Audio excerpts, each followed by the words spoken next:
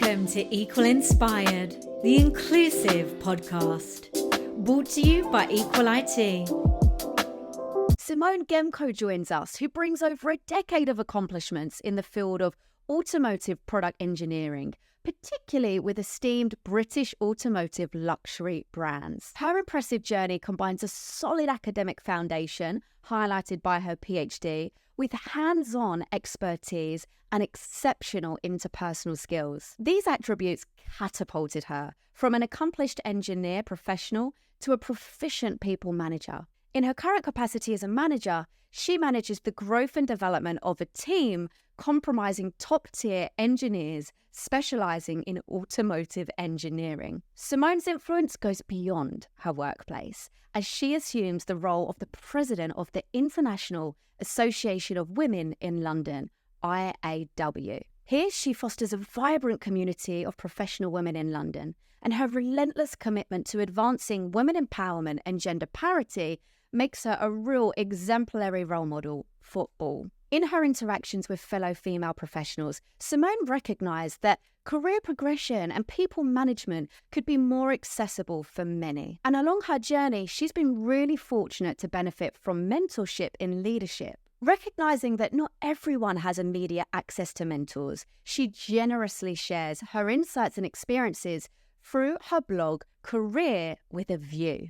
Her aim is to bolster young professionals with ambitious career aspirations and help them showcase their talents across all facets of the professional journey. Hi, Ellie. It's so great that you have me here. So I have been looking forward to this a lot and glad we could make this work. Me too, yeah. It's been a long time coming, but we got there in the end. And you know what they say, some things are very much worth the wait. So I'm very excited to dive into your journey that you've been on so far. But firstly, I know you're really passionate about building a community of women professionals to really prosper and to become leaders as well. So in true Equal Inspired style, we would love to know who or what really inspired this for you. So I think in my case, it's more of like a what, and then along the way, there were people who were like enforcing it and inspiring it even more. But the what was like, I think, my own experience. So when I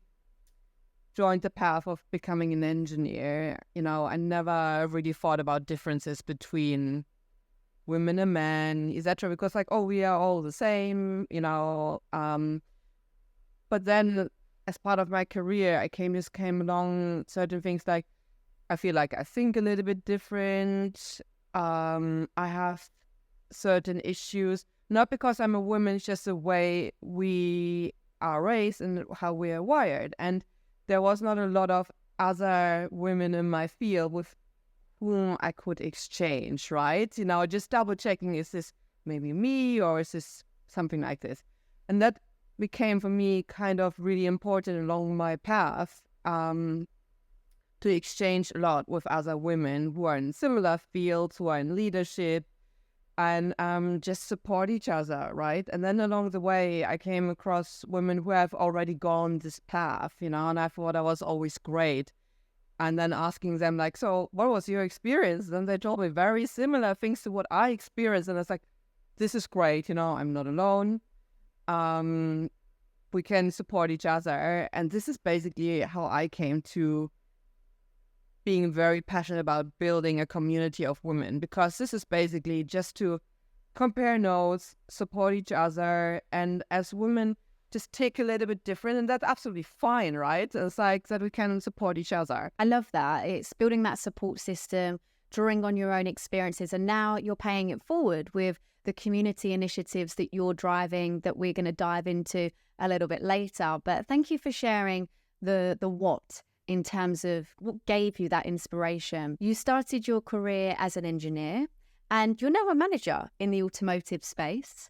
So what do you feel actually led you to pursuing this career? Originally, when I started my career, it was not a very deliberate move. It was more of an intuitive thing for me, because I always like to learn and experience new challenges.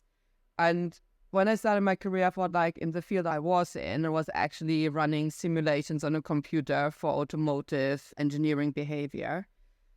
And I thought I'm going to do that for my whole career, right? I'm going to do this the next 30 years, and I never saw a problem with that. However, when I was in the job for a few years, it felt like the problems are repeating themselves. And I was very good at it, but where was the challenge, right? So I always look for okay, how can I develop myself? What is there to learn? I always like to also observe other people,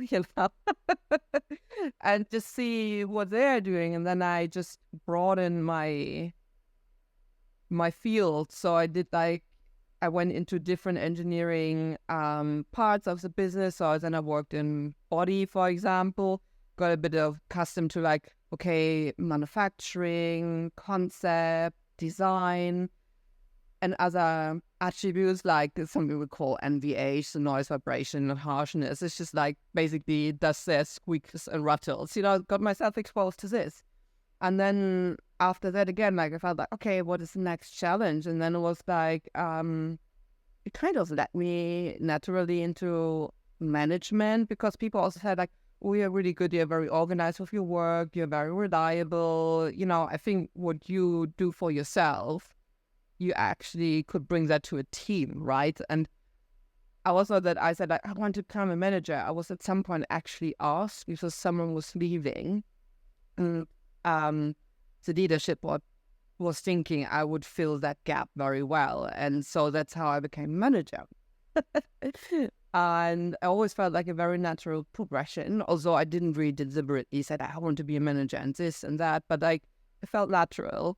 And now I also again, to expand myself again as a manager. You say that you kind of fell into management, but how was that navigating, coming away from being super hands-on and so used to that, to then management, people, emotions, all of these things that come into play with leadership? This is a really interesting question. It's a very important question as well, because you need to shift very quickly your focus, because I think that's where a lot of people actually might fail when they become a manager, because they think what made them become a manager is what they need to do more of. But actually now you're looking after a team, right?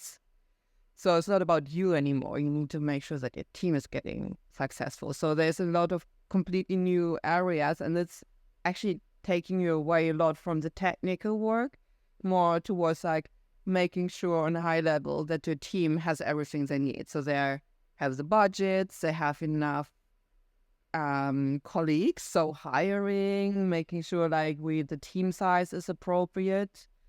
In general, looking after resources, and then listening to the team as well when they have issues, and help them to remove the roadblocks. That's what your job as a manager is.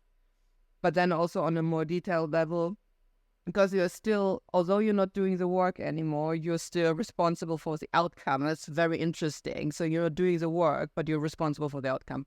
So making sure the team has enough direction when they're going off track, bringing them back, right? And then also dealing with different characters. I thought that was really interesting, and it was actually a painful learning experience for myself. Other people are not working the same way I work, but that does not make it wrong what they are doing or make it wrong what I was doing. They're just doing it differently, right? And you need to start to adjust to this and then work with this the best way you can. And actually, once you are over this, it's actually becoming very beautiful, because the way other people do things differently, it leads to completely other outcomes than you expected, and they're much better than what you think. So it's this, if you want to go fast, go alone. If you want to go far, go together. And this is really great when you're becoming a manager, because you achieve so many things with the team and you would have never been able to do it yourself. That's such a great quote. And you've really touched on there that importance of diversity as well, that diverse perspective, bringing it into teams, these valuable gems from leadership that you've learned along the way, of course, through experiences. But how do you feel you actually learn about being an effective manager? What things helped you? One thing, again, coming back to the curiosity. So every time when I recognize something's not working the way I think it should, I go away and try to fill the gap. So there are things like self-learning. So I do love to read a good book, adjusted to the topic I'm at the moment focused on, but also working with mentors. Because again, I think I was at the beginning, I always thought like I have to know everything myself. I have to figure it out myself. It has to be the tough way.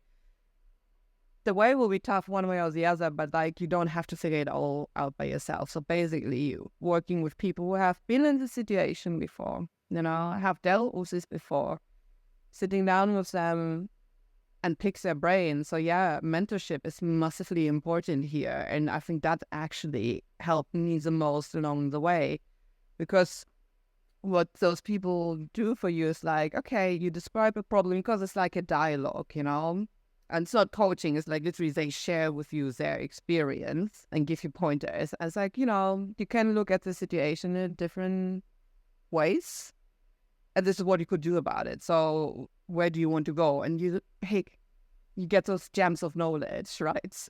You're not finding it in any book, because this is adjusted to yourself. And it's absolutely fantastic. And I think this is where, if someone was asking me, what's the number one thing you need to do, you need to get a mentor. Mentors are so impactful, but that can be a lot easier said than done for some people. We have the self-doubt trickling in, the fear of reaching out and rejection, to be honest, for a lot of people that I speak with as well. So how did you go about finding mentors? It can be difficult, but it can be also simple. And I think it's sometimes maybe where we get over our own mental barriers. So a few people stepped into my life, they kind of offered, right? They saw me struggling, or they basically came after a very challenging situation at work. I said, like, look, I have been through this before. Would you like to sit down and have a chat about this? I was like, fantastic, please, let's do that. And one or two of them actually managed to become this like a series of events. So we continued the discussion. So every few weeks we had time in the calendar, had a coffee, and chatted about what's going on, right? Later, it became, again, more deliberate. And that comes back to what I said, like, I also like to observe people around me. And sometimes you see people who react very well in a certain situation where you are in sometimes as well. And it's like, ooh, wow, how do they do that? And I just go to them and have a chat with them about it. Like, I thought this was a very challenging meeting, or I thought you did really great in there. Would you mind to have a chat with me about this? And I invite them for coffee, right? And I cannot remember a single time someone said, no, I'm not going to do this. It's like, so basically what I would just say, like, if there's someone, it could be someone more senior than you, could be someone like lateral on your level, and they do very well, just talk to them about it and basically tell them, I thought it was great and I would like to chat more about this. And most people will say yes. I think you'll be really surprised about the amount of people that want to help, because mentoring is a two-way street, isn't it? You're learning and they're learning from you. But being a mentor and, of course, a mentee as well, there has to be boundaries, I guess, a respect of one another's time and space. So how do you go about setting those expectations and boundaries as well to ensure just really the most effective relationship? When I'm in the fortunate situation where I'm the mentee, I think I have a little bit less boundaries, because I think I'm the main winner of the relationship. But I also mentor other people, and this is where I have a few more boundaries. Okay, so there I would be really like exactly being mindful of the time. So if someone cancels our meeting 5 minutes before, that would not be a good thing, because I had to make time for this, so you need to show up. And I do understand sometimes things get into a way, but you come very quickly into something where you just see this is a repeating pattern. Then it would be something like, maybe we should stop that here and at a later time pick it up again. That's a really big thing. Then also when I mentor someone else, I also like, if you have a question in between, absolutely get in touch with me. But there I'm like, once I have left work and it's the evening, this is where I wouldn't want to get any calls anymore.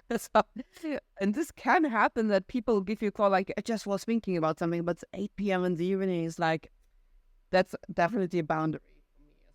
super, super important to set those boundaries. And I know you've really pushed mentorship for leadership. I was just curious, are there any leaders out there who really inspire you and you feel that you tried to adapt your style a little bit to their approach? Actually, no, because there's so many people, I think pretty much in every space you're going, everywhere you find people and they inspire you for different reasons. And I never tried to put on someone else's style. I always took in the information, let it soak like a tea, and then made it part of my own repertoire. There is one lady, I found her very, very impressive, to be honest. I saw her on a speech actually in 2021 as part of the Autocar Great Women in Automotive. Her name is Hildegard Wortmann, and she is like part of the Audi board, right? And she was great because she was giving a speech, and I was amazing. The presence she had, like the way she was delivering, I was like, you know what? If I can get myself in my delivery in meetings a little bit more towards this, that was really, really good. So sometimes, and actually I started to follow her on LinkedIn as well, and it's really inspiring what she's doing. You know, it's like she's a member of the board and she's like really driving the agenda there as well for women. So I think she's very inspiring. Apart from that, I really find something in my everyday interactions from a lot of different people. That's wonderful that you have your own style, but along the way, along the journey, there's been folks who have really inspired you. Speaking about inspiration and especially motivation as well, because it's testing times out there for so many people, everything going on just in the world, and it can be really tough. That can sometimes have a domino effect into our work. So as a leader, how are you ensuring checking in with your team and really focusing on like the well-being side of things to lift morale? So I actually made that part of our weekly meeting schedule. So I have 9 people working for me, and I really made a point of being like approachable. So I sit with the team, for example. So if I had something to ask and it's super urgent, I'm just like 5 meters away, okay? But also I arranged our meeting structure in a way that we regularly talk is like just in the calendar. So for example, our week starts with a team startup. It's like a 1.5 hour meeting. It's structured with the information which I'm expecting, but we as a team go through what everyone is doing this week. What is important for the team? That is my part, but then also what are they doing this week? And what are the next big challenges coming ahead? And it's normally where we're looking at a 3-month horizon, okay? So basically helping the team to be focused on what's coming next. And then I have with everyone in my team regular one-to-ones, and then those are actually the meetings which I try to safeguard the most, because I have been in situations where my one-to-ones were regularly cancelled, and that's not great. So making sure that those meetings really, really happen regularly. And this is a meeting where actually my team member is leading it. So we are talking about what they want to talk about, not what I want to talk about. Because what I wanted to talk about, we have done that already in the startup meeting. And if I needed something in between, I would just ask. But this way they can go through things. And it's interesting. Some people do like to stick more to the technical stuff. Other people would like to discuss more general themes. But it's also where we discuss, for example, well-being. If people have issues, that's normally where things come up. And I cannot say specific things, but like we had situations like a family member feeling very sick or be dying. Things like this, trouble with children. And then this is where we have the discussion. Okay, so what do you need from me? Is there something you need from the company? And this is where we then agree. Normally, is, for example, those specific situations arise, like, you need to do what you have to do, and you have to, this is not happening in work right now, you need to be at home, right? And then where we look into more flexible schedules, and that's, I think, something we can really, really do. And as long as we agree, that's absolutely fine. And this is, so those one-to-ones happen with my first line every week, and with the more junior people in my team every second week. Those regular check-ins are so important because life happens, life gets in the way. And I love what you mentioned there around that flexibility and adapting to each individual's needs, because everyone goes through so many different things in life and they deal with it and handle it in such different ways. So looking at everyone as an individual, super, super important. We spoke a little bit about community at the beginning, and I want to dive into that more so because I know this is an area that you're really passionate about, and you are the president of IAW. And I wanted to learn a little bit more about your journey with them and how you got involved to then become the president. IAW, so the International Association of Women, is like a global association, and it's actually very strong in the US. And London is like as a second branch out of this. So it's a very new community in London. And I was really drawn to this because, as I explained earlier, like, I have certain challenges, and sometimes I feel like maybe just tick a little bit different. And I was like looking for people who are similar to me, and I was looking for female leaders in the London area to sit down with, have a chat, get to know. And actually, that's exactly what IAW gave me. So they gave me access to a network of people, and sitting down and exchanging with them. So that was really, really good. And what I found really interesting, because the IAW is not an industry-specific association, it's just professional women. And I was talking to women with similar levels or even higher levels than myself, just different industries. And then when we were describing our issues to each other, it felt like, that just happened to me yesterday in my job, but I'm working in a completely different industry. So you learn actually the challenges are very similar. And an association like this gives you the access to exchanging with other people who are going through similar things like you. And it's very uplifting. It's really, really helpful. And how did I become the president? So I was originally the vice president, and the president, she was from the US, and she just decided to go back to the US. So I was asked to pick up the role of president. So and that came again, was similar to my management job, basically. We just see how you carry yourself, how you manage yourself. So I think what you do would be great to manage a team. That's so flattering, that this is a common theme actually throughout your whole career, that folks have seen the characteristics that exude from you and then given you this opportunity to mold yourself into this role. And we'll talk a little bit about what being a president actually means and looks like. But just curious, in terms of the community itself, if you're able to share examples of what you've noticed to be some of the reoccurring challenges, and if there are any solutions that you uncovered through that power of conversation and just being a part of this community. One theme which comes through quite often, imposter syndrome. So people feel like, I have actually a higher position than I should. Which is actually not correct, because you got this job because you were the best fit for the job, and that's what other people think about you. So people themselves limiting themselves, and that comes up a lot. How people basically deal with this. And I think that's where this exchange with other people and just knowing other people have similar thoughts, it's just reinforcing, okay, it's not just me.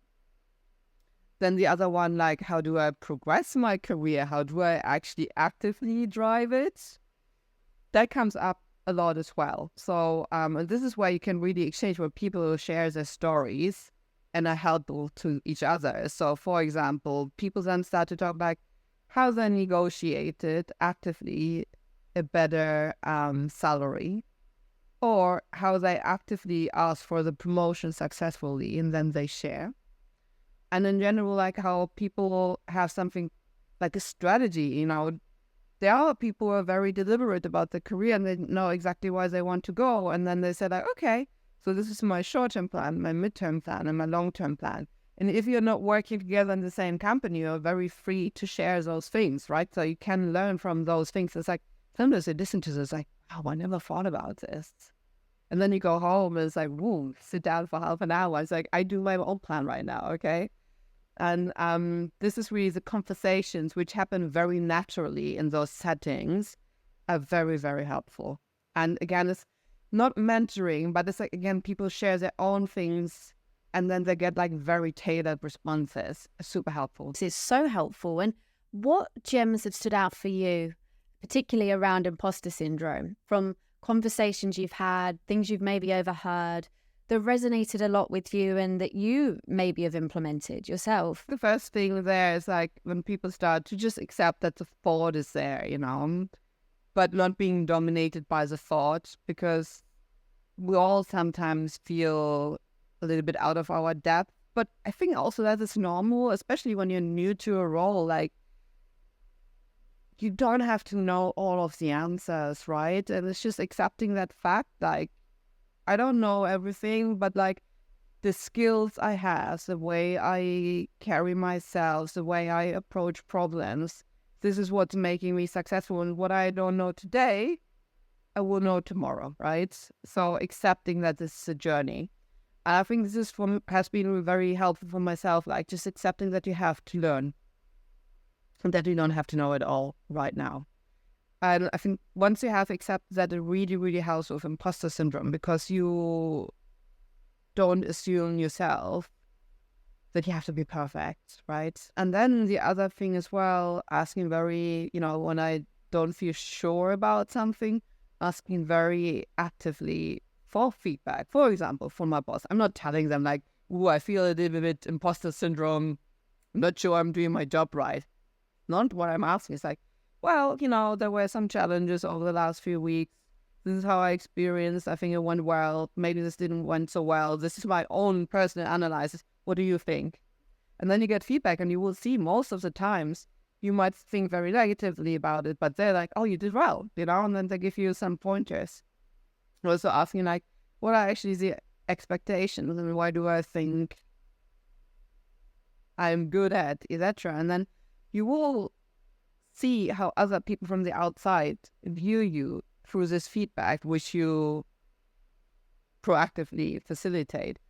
And then you recognize like, actually, maybe you're too hard with yourself. And that is, I think, also something very practical you can do. And then I think also I accept like, maybe the next time when I get into a new job, this imposter syndrome might flare up again, but this is fine because I'm just going through the same cycle again. Okay, accepting that I don't know it all, find the gaps, fill them. Imposter syndrome is something that I speak about literally every day with other folks working in the industry. So it's a real common challenge throughout. And I'm so happy that we've been able to speak about this, to really just normalize it, that even the folks you look up to who are in the highest of positions, I guarantee you at some point they have felt those feelings as well. Actually, true. That's like a lot of people, when you have the opportunity to have a like more informal chat with them and they're already so accomplished, and then they share with you like, I felt the same. And that is empowering because like, okay, this is normal. So true. Because we often see someone and see this like idea of perfection and all the successes that they have. I guess it's a little bit like that iceberg kind of analogy. We see the finished piece, the finished article, but we don't see underneath the sacrifice, the imposter syndrome, the challenges, everything that they have to navigate and go through to get to those points. And at the end of the day, we're all human, right? Even the best performers in the world, we're all humans and we have our emotions and life happens. So being a president, that was something that was, I guess, very, again, organic, very natural. But what does that actually look like? And especially you come into IAW London with it being very new, very fresh. So did you have to essentially build this community from scratch, or what did the journey look like? Oh yeah, so basically, yeah, we are building the community from scratch. So basically, again, for me, it was like build a team. Okay, so find other people who have similar, well, not challenges, but like us, also interested in similar conversations like myself. So now we are actually 5 people on the boards, and it's really lovely because they're also very passionate about women and women progressing, and they do enjoy this as well, this exchange. And also, when you are in IW, you also have the access to the network in the US and all of the resources coming with it. So it's an online community as well. And basically what we do is like we build it through facilitating the conversation. So having regular meetups. So at the moment we're like having an event roughly every 2 months. So where we actually collaborate with companies and they're getting the word out through the collaboration. And in the long run we want to have it once a month. So that's what we're working towards. But basically at the beginning, not a lot of people knew about it. But now, actually, I have to say, it's actually really nice to see. Like, we don't have to do very much anymore for people to attend. It's like, oh yeah, I've been through other events with you. It was great. I'm coming again, right? So sometimes even the events are halfway sold out before we even advertised it, because just for the people, they all want to come back. What an amazing feeling that is, that growth, that journey.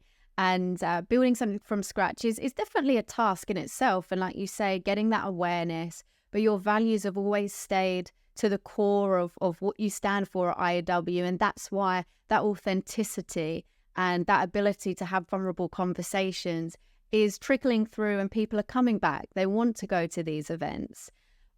What was the strategy that you kind of took on for building that board, though, and finding people? I know you said folks who are quite aligned in terms of experiences or challenges or values, but how do you even go about that? So basically the board has different roles, and I did a little bit of an analysis, like what would be a good person for this job look like, and not like me.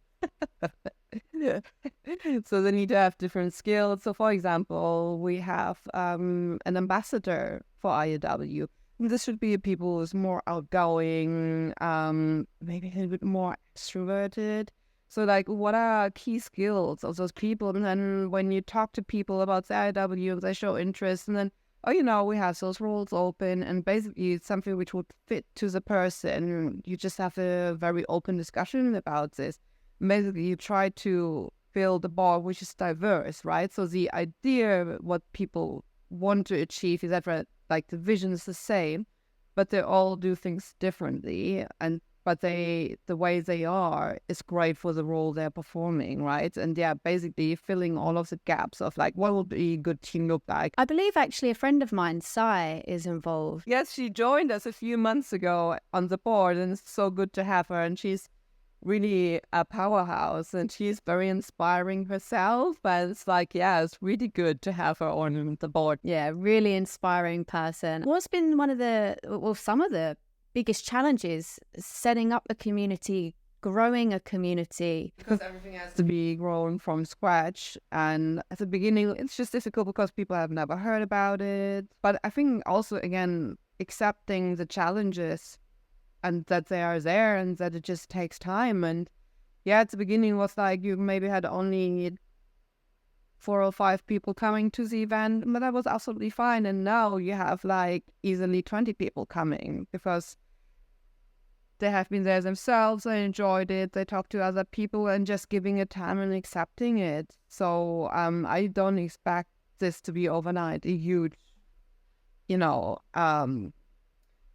community, but that's not what it needs to be. And just going along with it and see it grow naturally.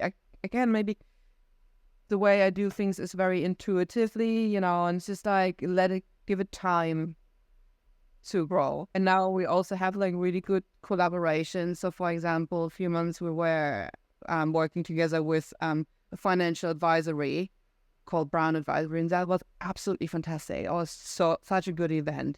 And we had like top-notch like speakers from them, such a good event. People enjoy themselves so much. And also we have now an event coming up in September, which is together with Women in National Grid. And it's a collaboration. And this is going to be so powerful because there will be speakers from their companies, speakers which I bring. I will be actually speaker as well. It's going to be about leadership.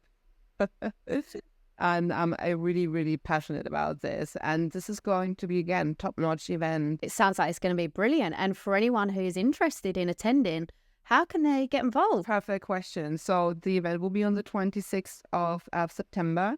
It will be at 6 p.m. in central London. And just get in touch with me on LinkedIn. So my name is Simone Gemkow. You only will find one person with this name. So just get in touch, send me a message, and I send you the link. I'll put all of the links in the description box below too. So very exciting. I encourage you all to make way for the event in September. It sounds like it's going to be a blast. I'm curious, your experiences at IAW, now being a part of this for a few years, a president, building it out.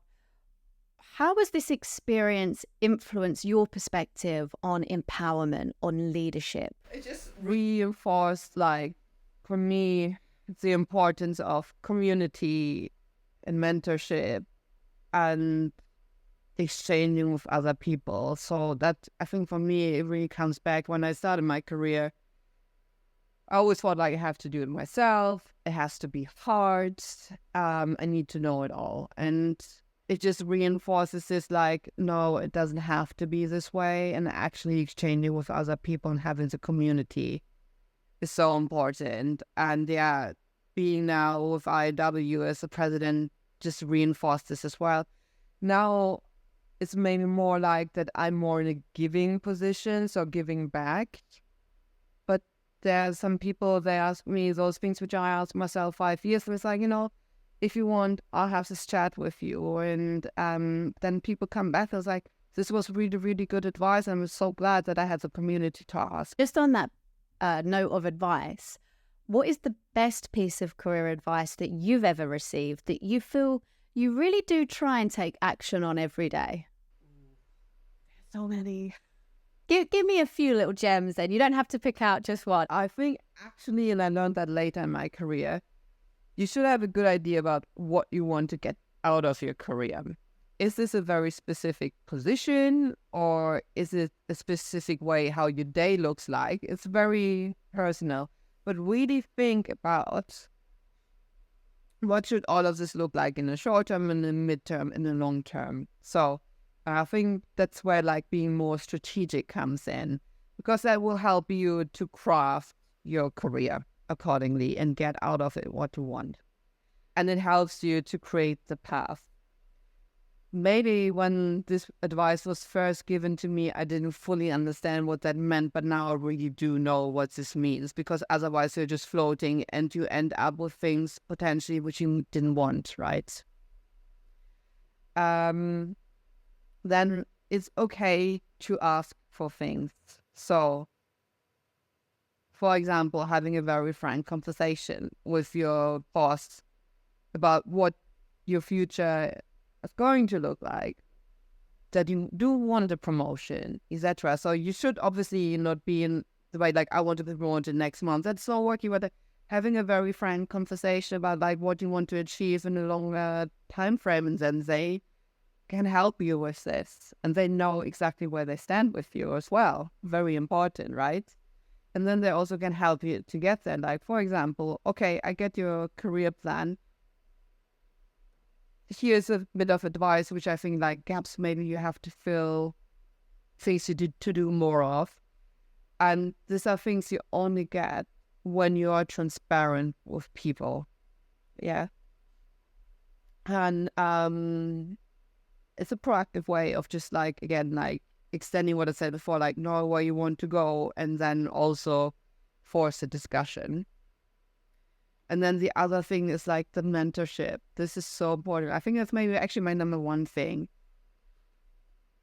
Find people who have done things you want to do, who have skills you would like to develop, and talk to them. and get this. You don't have to do it the hard way. Talk to them, sit down. It's actually a very enjoyable dialogue. I always enjoy myself when I sit down with people I get mentored by or people I mentor. It's like, actually, I look forward to those things because I learn so much. And I think that's my number one advice. Thank you so much, Simone. It's been such a pleasure to welcome you to the Equal Inspired podcast, and just feeling really inspired by your journey through your career, leadership values, your passion for community. And we're really excited to continue following your journey and, of course, IAWs. Thanks so much, Ali. I had such a great time. Thank you for listening to today's episode, and we hope you're feeling inspired. If you are, please feel free to like, share, subscribe, and join us on our mission to create a diverse, inclusive, and equitable universe. This podcast is brought to you by Equal IT, a mission-driven business working to diversify tech teams through refined talent acquisition, complemented by diversity and inclusion consulting. As an Azure Heroes inclusive leader, we aim for teams to cultivate a strong sense of belonging and equity. Find us on Twitter and LinkedIn. We welcome your feedback, questions, and would love to hear from you. Join us next time on Equal Inspired.